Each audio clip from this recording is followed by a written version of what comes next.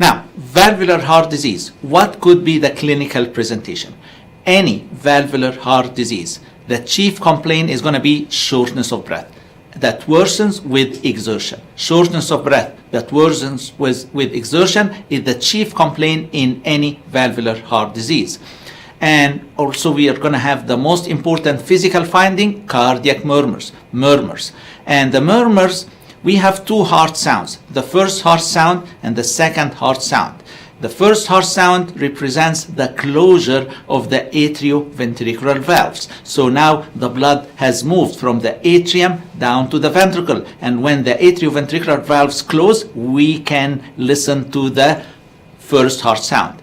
After the first heart sound, the ventricles are going to contract and the aortic and pulmonary valves are going to open and the blood is going to flow into the aorta and pulmonary artery. So following the first heart sound, ventricular contraction occurs, which we call systole. And after the ventricles have done contracting, the aortic and pulmonary valves are going to close and we are going to hear now the second heart sound. So, and then the ventricles are going to relax and this is the diastole. So the full cardiac cycle is going to go that way.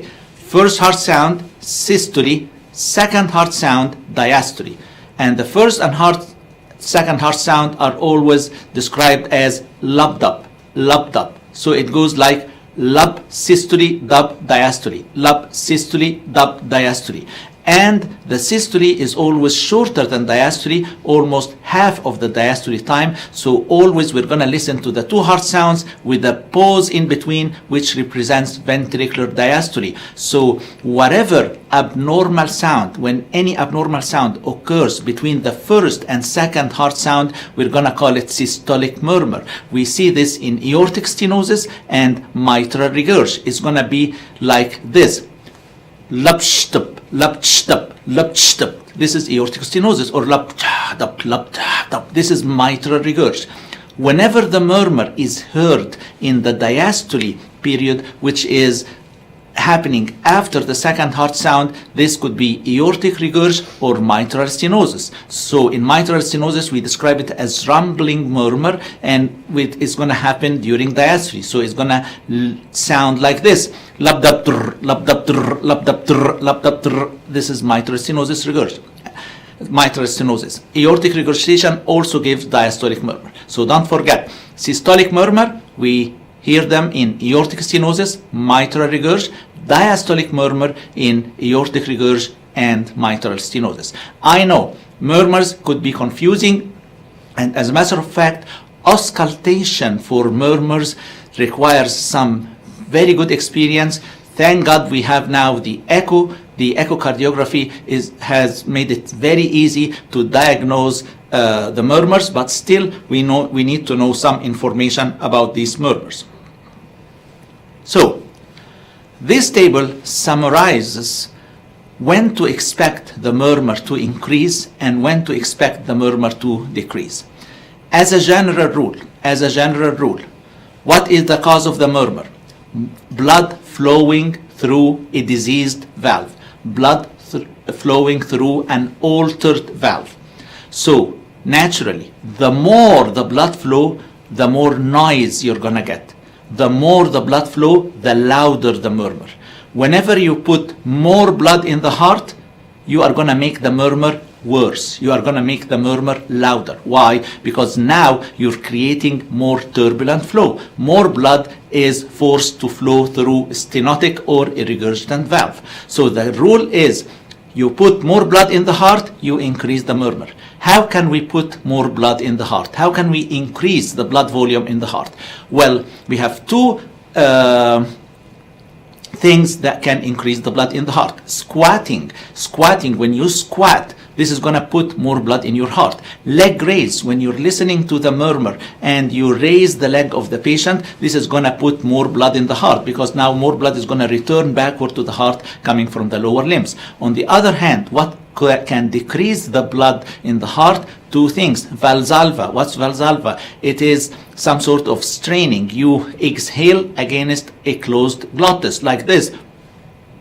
You strain, you exhale, try to exhale against a closed glottis. Valsalva is going to put less blood in the heart. Why? Because when you do this Valsalva, you increase the intrathoracic pressure. And when you increase the intrathoracic pressure, now less blood returns backwards to the heart. Standing, as I'm standing now, where do I have more blood? In my lower half of the body or in my heart? Definitely in the lower half of the body, because I'm adding the effect of gravity. So squatting and leg raise will put more blood in the heart, will increase all the murmurs, whereas Valsalva maneuver and standing will put less blood in the heart, will decrease the murmurs. The only two exceptions to this are mitral valve prolapse, hypertrophic obstructive cardiomyopathy. Mitral valve prolapse, hypertrophic obstructive cardiomyopathy. And let me explain to you why.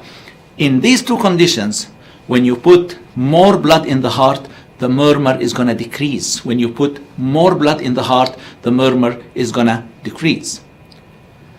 So let me explain to you, how do we get louder murmur? How does the murmur increase when we put less blood in the heart in mitral valve prolapse, and how does it decrease when we put more blood in the heart in mitral valve prolapse? So in mitral valve prolapse, what's the story of mitral valve prolapse?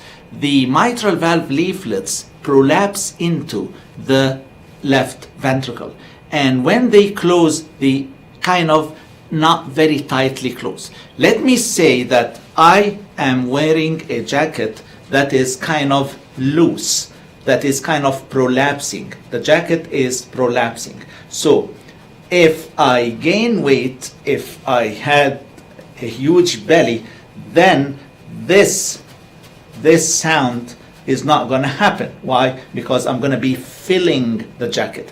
When you put more blood in the heart, the mitral valve murmur, mitral valve prolapse murmur is going to decrease. When you fill the heart more, when I fill this loose jacket, when I fill it more with the belly, it's not going to make this sound. So when I put more blood in the heart, the murmur of the mitral valve prolapse is going to be less.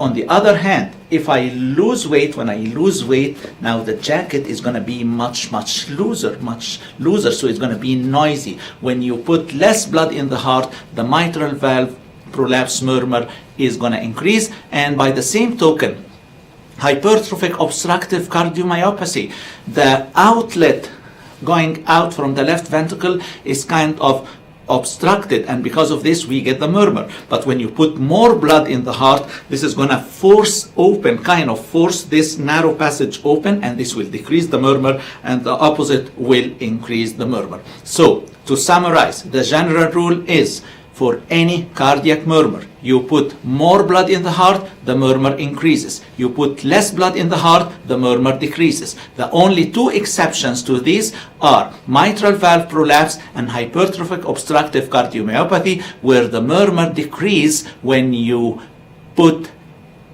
more blood in the heart, and the murmurs increase when you put less blood in the heart.